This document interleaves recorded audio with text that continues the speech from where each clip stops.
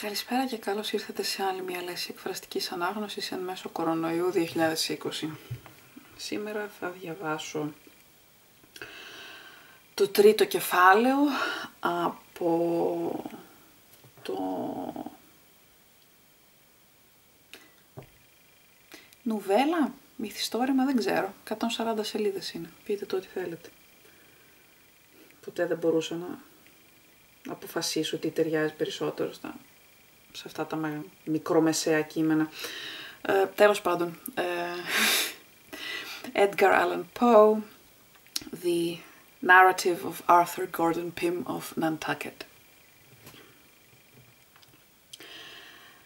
The thought instantly occurred to me that the paper was a note from Augustus, and that some unaccountable accident having happened to prevent his relieving me from my dungeon, he had devised this method of acquainting me with the true state of affairs. Trembling with eagerness, I now commenced another search for my phosphorus matches and tapers. I had a confused recollection of having put them carefully away just before falling asleep, and indeed, previously to my last journey to the trap, I had been able to remember the exact spot where I had deposited them.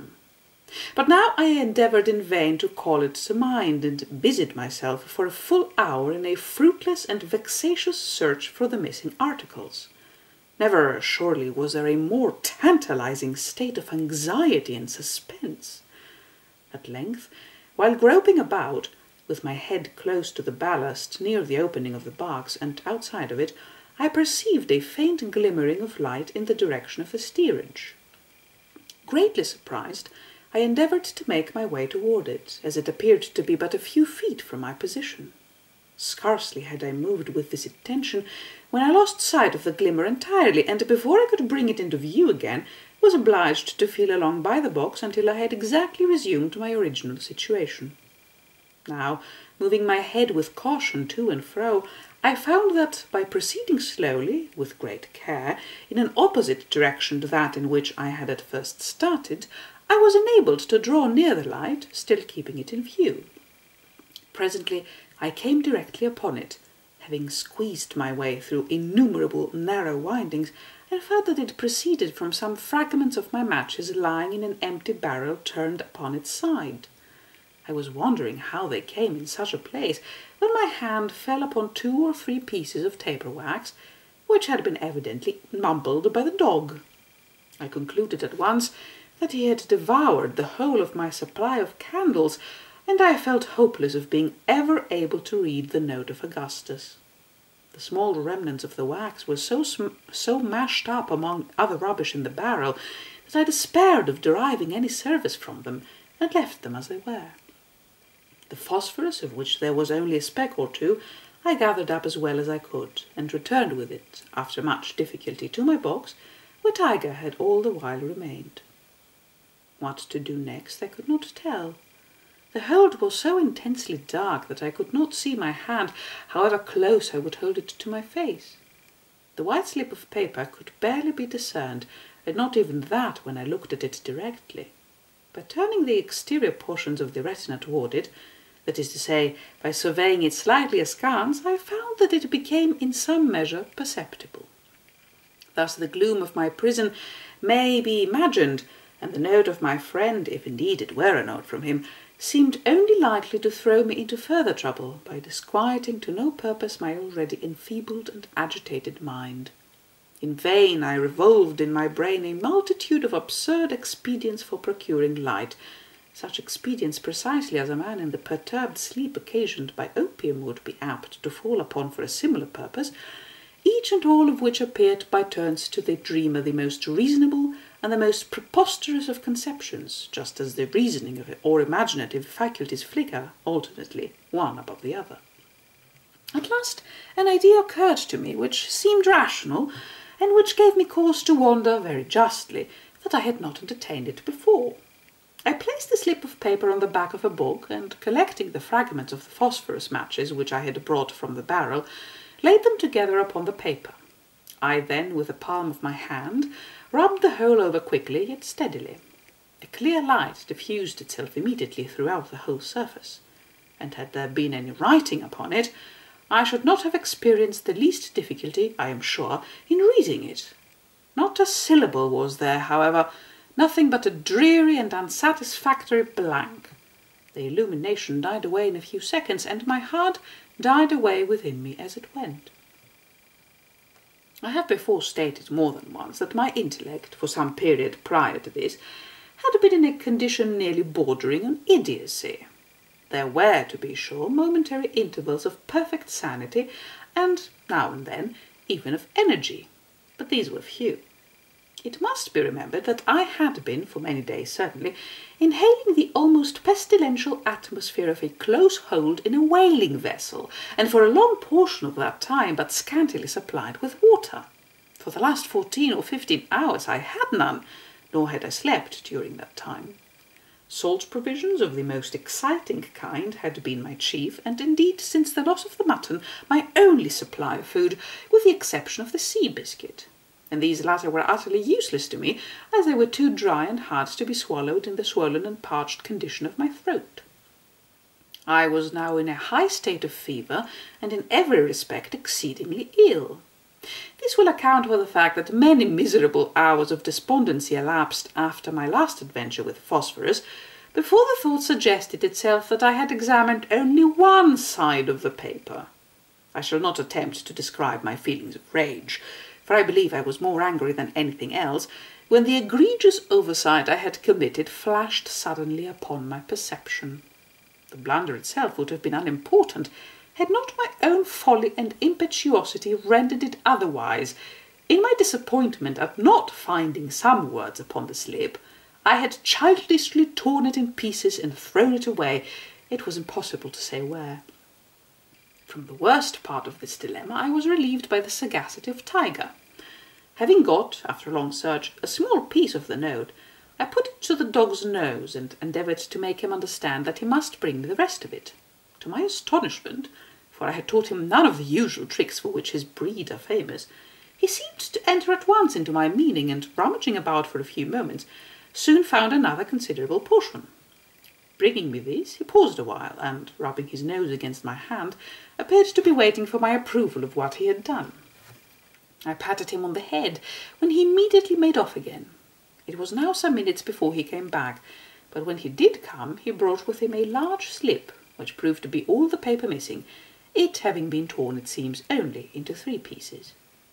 Luckily, I had no trouble in finding what few fragments of the phosphorus were left, being guided by the indistinct glow 1 or 2 of the particles still emitted.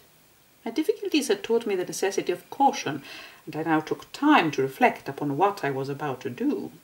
It was very probable, I considered, that some words were written upon that side of the paper which had not been examined.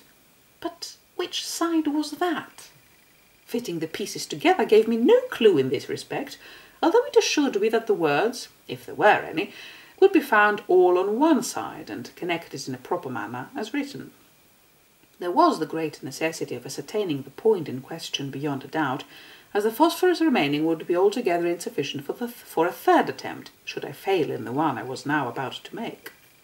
I placed the paper on a book as before, and sat for some minutes thoughtfully revolving the matter over in my mind. At last I thought it barely possible that the written side might have some unevenness on its surface, which a delicate sense of feeling might enable me to detect. I determined to make the experiment, and passed my finger very carefully over the side which first presented itself. Nothing, however, was perceptible, and I turned the paper, adjusting it on the book. I now again carried my forefinger cautiously along, when I was aware of an exceedingly slight, but still discernible glow, which followed as it proceeded. This I knew must arise from some very minute remaining particles of the phosphorus with which I had covered the paper in my previous attempt. The other, or underside, then, was that on which lay the writing, if writing there should finally prove to be. Again I turned the note, and went to work as I had previously done.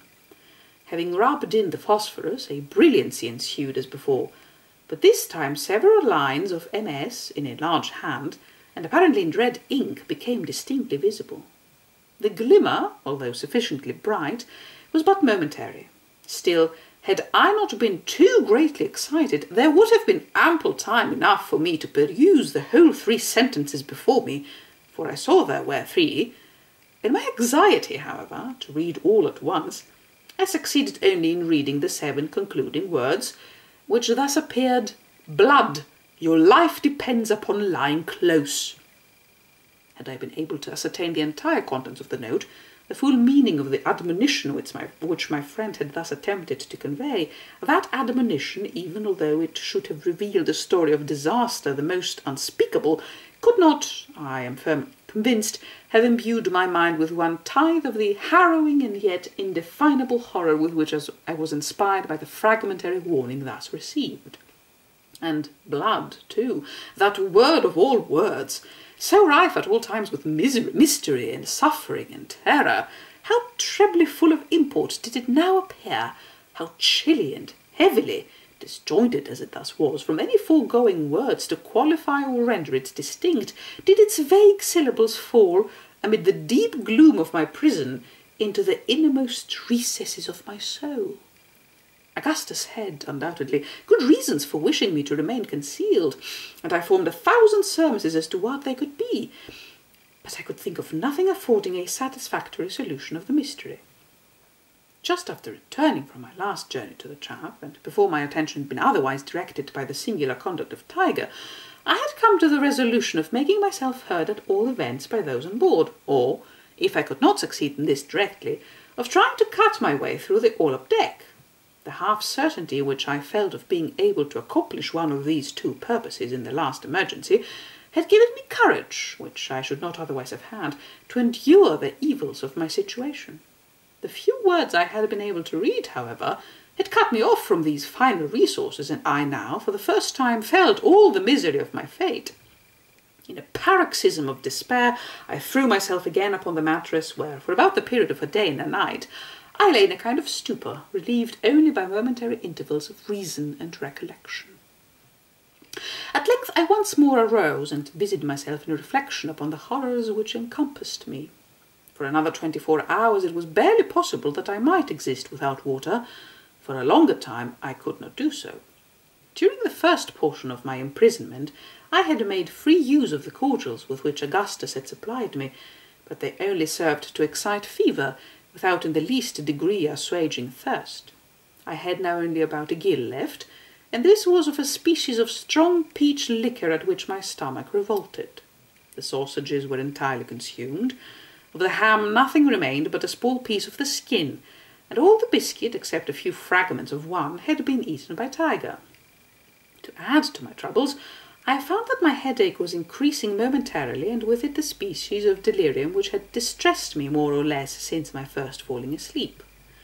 For some hours past it had been with the greatest difficulty I could breathe at all, and now each attempt at so doing was attended with a most depressing spasmodic action of the chest.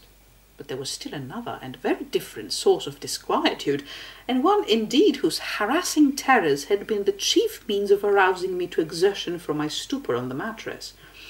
It arose from the demeanour of the dog. I first observed an alteration in his conduct while rubbing in the phosphorus on the paper in my last attempt. As I rubbed, he ran his nose against my hand with a slight snarl, but I was too greatly excited at the time to pay much attention to the circumstance. Soon afterward, it will be remembered, I threw myself on the mattress and fell into a species of lethargy. Presently I became aware of a singular hissing sound close at my ears, and discovered it to proceed from Tiger, who was panting and wheezing in a state of the greatest apparent excitement, his eyeballs flashing fiercely through the gloom. I spoke to him, when he replied with a low growl, and then remained quiet. Presently I relapsed into my stupor, from which I was again awakened in a similar manner. This was repeated 3 or 4 times, until finally his behaviour inspired me with so great a degree of fear that I became fully aroused. He was now lying close by the door of the box, snarling fearfully, although in a kind of undertone, and grinding his teeth as if strongly convulsed. I had no doubt whatever that the want of water or the confined atmosphere of the hold had driven him mad, and I was at a loss what course to pursue. I could not endure the thought of killing him, yet it seemed absolutely necessary for my own safety. I could distinctly perceive his eyes fastened upon me with an expression of the most deadly animosity, and I expected every instant that he would attack me. At last I could endure my terrible situation no longer, and determined to make my way from the box at all hazards and dispatch him, if his opposition should render it necessary for me to do so. To get out, I had to pass directly over his body, and he already seemed to anticipate my design. Missing himself upon his forelegs, as I perceived by the altered position of his eyes, he displayed the whole of his white fangs, which were easily discernible. I took the remains of the ham-skin and the bottle containing the liquor, and secured them about my person, together with a large carving knife which Augustus had left me. Then, folding my cloak around me as closely as possible, I made a movement toward the mouth of the box. No sooner did I do this than the dog sprang with a loud growl toward my throat. The whole weight of his body struck me on the right shoulder, and I fell violently to the left, while the enraged animal passed entirely over me. I had fallen upon my knees with my head buried among the blankets, and these protected me from a second furious assault, during which I felt the sharp teeth pressing vigorously upon the woolen which enveloped my neck, yet, luckily, without being able to penetrate all the folds. I was now beneath the dog, and a few moments would place me completely in his power. Despair gave me strength, and I rose boldly up, shaking him from me by main force, and dragging with me the blankets from the mattress. These I now threw over him, and before he could extricate himself, I had got through the door and closed it effectually against his pursuit. In this struggle, however, I had been forced to drop the morsel of ham-skin, and I now found my whole stock of provisions reduced to a single gill of liquor. As this reflection crossed my mind, I felt myself actuated by one of those fits of perverseness which might be supposed to influence a spoiled child in similar circumstances, and raising the bottle to my lips, I drained it to the last drop and dashed it furiously upon the floor. Scarcely had the echo of the crash died away, when I heard my name pronounced in an eager but subdued voice, issuing from the direction of the steerage. So unexpected was anything of the kind, and so intense was the emotion excited within me by the sound, that I endeavoured in vain to reply. My powers of speech totally failed, and in an agony of terror lest my friend should conclude me dead, and return without attempting to reach me, I stood up between the crates near the door of the box, trembling convulsively, and gasping and struggling for utterance. Had 1,000 words depended upon a syllable, I could not have spoken it. There was a slight movement now audible among the lumber somewhere forward of my station. The sound presently grew less distinct, then again less so, and still less. Shall I ever forget my feelings at this moment? He was going, my friend, my companion, from whom I had a right to expect so much. He was going. He would abandon me. He was gone. He would leave me to perish miserably, to expire in the most horrible and loathsome of dungeons, and one word, one little syllable would save me, yet that single syllable I could not utter. I felt, I am sure, more than 10,000 times the agonies of death itself. My brain reeled, and I fell deadly sick against the end of the box. As I fell, the carving knife was shaken out from the waistband of my pantaloons, and dropped with a rattling sound to the floor. Never did any strain of the richest melody come so sweetly to my ears.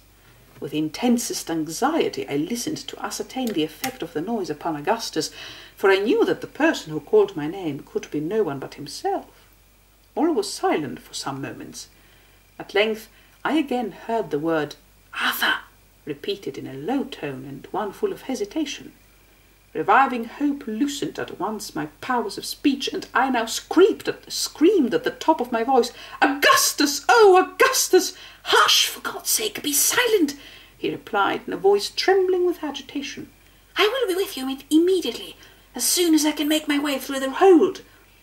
For a long time I heard him moving among the lumber, and every moment seemed to me an age. At length I felt his hand upon my shoulder, and he placed, at the same moment, a bottle of water to my lips. Those only who have been suddenly redeemed from the jaws of the tomb, or who have known the insufferable torments of thirst under circumstances as aggravated as those which encompassed me in my dreary prison, can form any idea of the unutterable transports which that one long draught of the richest of all physical luxuries afforded. When I had in some degree satisfied my thirst, Augustus produced from his pocket 3 or 4 boiled potatoes, which I devoured with the greatest avidity.